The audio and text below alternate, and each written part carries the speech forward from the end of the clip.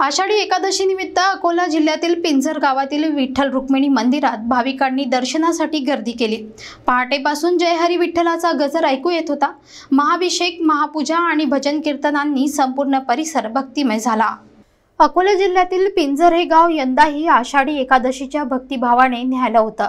रविवारी पहाटेपासूनच विठ्ठल नावाच्या जयघोषात श्री विठ्ठल रुक्मिणी मंदिरात भाविकांनी मोठी गर्दी केली होती।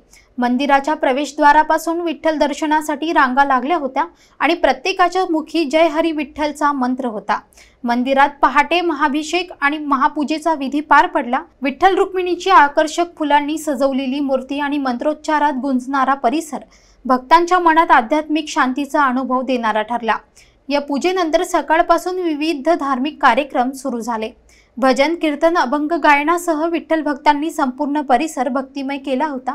गावातील महिलांनी हरिपाठ आणि पारंपरिक वेशभूषेत सहभागी होत भक्तिरसात रंग भरले। स्थानिक ग्रामस्थ व मंदिर समितीच्या वतीने भाविकांसाठी अल्पोपहार, पाण्याची सोय करण्यात आली होती। पोलीस व स्वयंसेवकांनी गर्दीचे योग्य नियोजन केले होते। पिंजरमध्ये झालेला हा आषाढी सोहळा जिल्ह्यातील भक्तांसाठी एक विशेष पर्वणी ठरला।